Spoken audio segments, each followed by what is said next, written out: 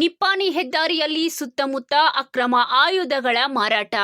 ವೀಕ್ಷಕರೇ, ಮಾರಕಾಸ್ತ್ರ ನಿಷೇಧವಿದ್ದರೂ ಸಹ ಕೆಲ ಮಾರಕಾಸ್ತ್ರಗಳನ್ನ ಮಾರಾಟ ದಂಧೆ ಮಾಡುತ್ತಿರುವ ಯುವಕರು. ನಿಪ್ಪಾಣಿ ರಾಷ್ಟ್ರೀಯ ಹೆದ್ದಾರಿಯಲ್ಲಿ ಕಾನೂನು ಬಾಹಿರವಾಗಿ ತಳವಾರ್, ಚಾಕು, ಚೂರಿ, ಮಚ್ಚು, ಲಾಂಗ್, ಕಾಟನ, ಕತ್ತಿ, ಕಟ್ಟರಿ ಹೀಗೆ ಮತ್ತಿತರೆ ಮಾರಕಾಸ್ತ್ರ ಮಾರಾಟ ಮಾಡುತ್ತಿದ್ದಾರೆ. ಈ ಅಪಾಯಕಾರಿ ವಸ್ತುಗಳನ್ನು ಮಾರಾಟ ಮಾಡುವುದು ಅಥವಾ ಸಂಗ್ರಹಿಸುವುದು ಮತ್ತು ತಯಾರಿಸುವುದು ನಿಷೇಧಿಸಲಾಗಿದೆ.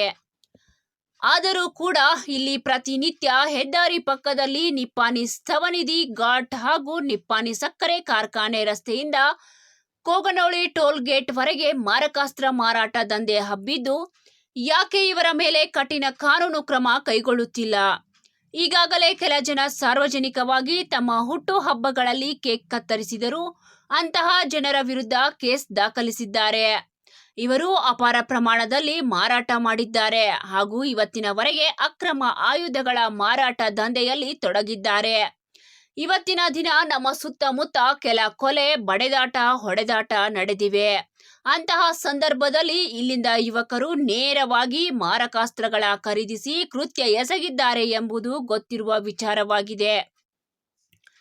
ಇವರ ಅಡ್ಡೆಗಳ ಮೇಲೆ ಏಕೆ ಕಾರ್ಯಾಚರಣೆ ನಡೆಸುತ್ತಿಲ್ಲ? ಇನ್ನಾದರೂ ಇವರ ಮೇಲೆ ಕಠಿಣ ಕಾನೂನು ಕ್ರಮ ಕೈಗೊಳ್ಳುತ್ತಾರಾ ಎಂದು ಕಾದು ನೋಡಬೇಕಿದೆ.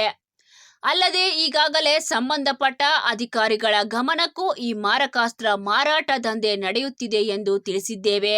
ಆದರೂ ಏನು ಪ್ರಯೋಜನ ಆಗಿಲ್ಲ.